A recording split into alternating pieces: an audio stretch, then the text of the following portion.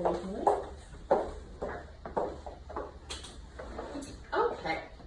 so it's 7 a.m., you wake up, grab your coffee, and rush out the door. You have a 45-minute commute to work, you work all day, and by the time you get home, you're completely exhausted. If that doesn't sound familiar, this might. You have bio lab at 10, chem lab at 12, a sorority luncheon at 4, and then when you get home, you have lots of midterms to study, and you're going to have to pull an all-nighter. With all of that, and all the busy time that we have going on, you don't have any time to exercise. Busyness 101, an article written by Slow Motion Living, stated that there's many reasons that we're busy, one including avoidance. And if you're anything like me, you would do anything in the world besides a pile of laundry in the corner.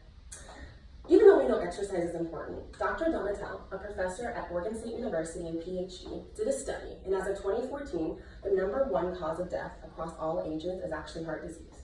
That's really, really scary, but the greatest part is Mayo Clinic did a research study and has done extensive research to help figure out how to avoid heart disease. Lots of things, including maintaining a healthy weight, maintaining a healthy blood pressure, and exercising at least 30 minutes a day is how you can do that. But we know that exercising is tough. But I want you to think back to elementary school. You probably participated in something called Jump Rope for Heart. It's a 38-year-old program created by the American Heart Association to help teach youth how to stay healthy and also raise money to research heart disease. So I'm going to teach you a quick way to get exercise and do jump roping with a twist. Today I'm going to give you an instructional guideline on how to do double unders. It's an element of CrossFit that's been around since 2009. It's a great way to torch calories. You can do it anywhere as long as you have the motivation and keep your heart healthy. So the first thing we're going to talk about is the things you need to know. The first thing is the length and the size of the rope. So I have my rope here that I use. The first thing you want to do is step on the rope with 1 foot and bring the handles up to about your armpits. Now, because I'm a little bit more experienced, this rope's a little bit shorter, but you'll want the rope to hit your armpits or go a little bit past it. The School of Kinesiology in Queen's University actually did a study about double unders and the exertion it can cause. And with the research they did say that athletes needed a jump rope that was just comfortable for them. So again, when you're starting off, you'll want a rope that's a little bit longer. Once you've figured out the perfect length of rope, you want to work on the height of the jump. And the height of the jump needs to be intentional. Because the rope is going to be going under your foot twice with just 1 jump, you're going to want to jump really high. That also will create extreme exhaustion very quickly. It can also cause you to make a C shape with your body because you want to crouch under the jump rope and also do what they call donkey kicks, kicking your feet forward, which you can imagine is also really exhausting. Once you've got the perfect length and size of the rope and the height of the jump, you're going to want to work on your timing. The timing and the rhythm of the jump is really important. For me personally, I love to listen to music when I work out, but this is an exercise I recommend when you're first learning to do in complete silence.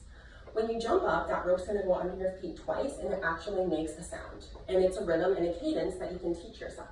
So once you get that cadence done and in a good rhythm, it's going to give you a perfect guideline on how to jump rope and do it successfully. Now, when you first start doing double unders, you'll probably only do 1 at a time and then need a break. It makes it really tough when you're trying to string them together. And I know for myself, it took me probably a good 8 months to get double unders down packed. And I definitely still do not have it right. So in conclusion, once you've got the perfect length of the rope, the height of your jump, and the rhythm down, you'll be able to string together your double unders. I have a video here of doing them, and as you can see, I'm not jumping up too high. The rope is a good length for me, as you can see, because I'm comfortable doing them. And I have a nice twist of my hands, and my body is staying completely straight. There's no donkey kicks, there's no crouching down, and they are strung together. So once you are able to get this down, it's hard to stay in shape, but with heart disease looming, it's really important that we exercise regularly and keep ourselves healthy. Okay, questions? Yes? Where do I get a rope like the one you're recommending?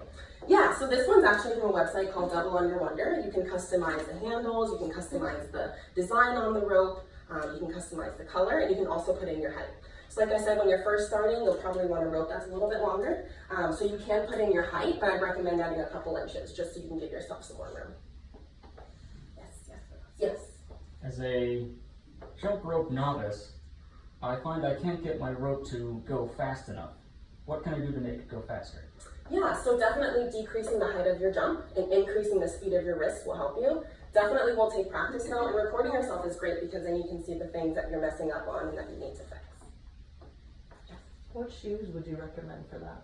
Yeah, that's a great question. So in this video, you can see that the shoes I'm wearing are really flat. There's really no heel. These are more just for like doing everything but jumping rope.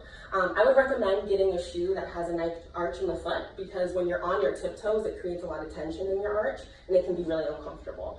So definitely a shoe with good support and a nice heel will help you. Yes. How many calories have you burned in one session? Wow, in one session of doing double unders, if you can do them for 30 minutes, which is hard, you could probably burn anywhere from like 400 to 600 calories. So that's pretty good for that short amount of time. Yeah. Since most people aren't going to be able to do 30 minutes straight, what's the cadence that you should rest? Yeah, so when you're first starting, you'll probably only be able to do one double under at a time. So I would recommend resting 10 to 15 seconds in between, and then trying to do 2, and then trying to do 3. But like I said, it took me almost 8 months to a year to really get them down, and even now I still struggle with them. So definitely just try not to get too frustrated and take your time. Okay, thanks. Oh yes. Oh, I have one question. Yes.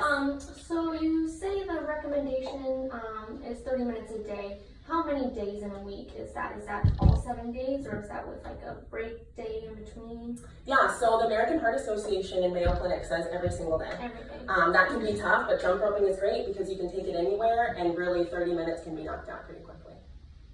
Okay, thanks guys.